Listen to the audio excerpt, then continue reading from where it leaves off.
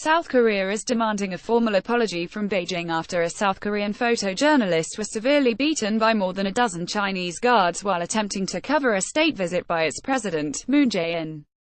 Moon's four-day visit, his first to China since his election in May, was supposed to promote warmer ties between Seoul and Beijing after a long-running feud over THAAD, the controversial U.S. missile defense system introduced to counter attacks from North Korea. On Thursday night, Moon, a left-leaning human rights lawyer, is due to meet China's leader, Xi Jinping. However, according to multiple reports in the South Korean media, there were violent scenes on Thursday morning when Chinese guards attempted to restrict the movements of a group of journalists at a trade fair in Beijing attended by Moon. South Korea's official news agency, Yonhap, reported that after the group was blocked, one photographer was taken outside of the venue by some 15 Chinese security guards. He took a severe beating while being completely surrounded by the guards despite strong protests from his colleagues and South Korean officials, including those from the presidential office. Yonhap said. The English-language Korea Jungang Daily said that as presidential officials tried to stop them, more than 15 Chinese men punched and kicked the journalist as he fell on the ground. He took a severe beating to his face.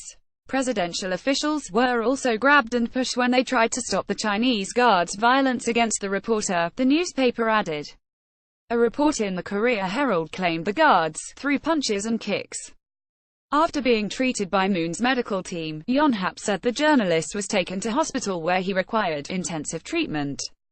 In a separate incident, a second photographer from Hankuk Ilbo, another leading South Korean daily, was reportedly grabbed by the collar and knocked to the ground by Chinese guards while attempting to follow his president. "We are taking this violence extremely seriously," a senior presidential official was quoted as saying by the Jungang Daily. The incident comes 2 years to the day after violent scenes broke out outside the trial of a Chinese free speech activist. Scores of police and plainclothes security agents wearing masks attempted to physically drive supporters, diplomats and journalists from the area. The Foreign Correspondents Club of China (FCCC) denounced the 2015 incident, in which several foreign journalists were knocked to the ground, as a gross violation of Chinese government rules. On Thursday, the FCCC said it was concerned about the alleged assault on the South Korean photojournalist and it had received several reports in 2017 about resident journalists also being subjected to violence while reporting in China. Violence against journalists is completely unacceptable, and the FCCC calls on the Chinese government to investigate and address the incident, the group added. Yonhap said South Korea's presidency, the Blue House, had filed a protest with Beijing and was demanding a formal apology. A Blue House official said an initial investigation suggested the guards had been hired by the South Korean organizers of the trade fair but were under the leadership of the Chinese police. In a statement, the Korea Press Photographers Association (KPPA) asked, "Is this Chinese-style etiquette to invite guests and beat them up in your living room?"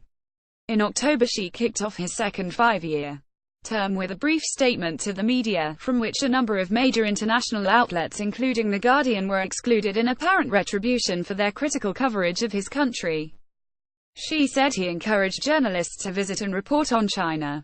However, China currently occupies the 176th place in the annual World Press Freedom Index compiled by Reporters Without Borders. Only 2 countries fare worse: Syria and Turkmenistan. A spokesperson for China's foreign ministry told reporters on Thursday, "If someone is hurt, of course we are concerned about that. We hope it's just a minor incident." Nu Kang added, according to AFP.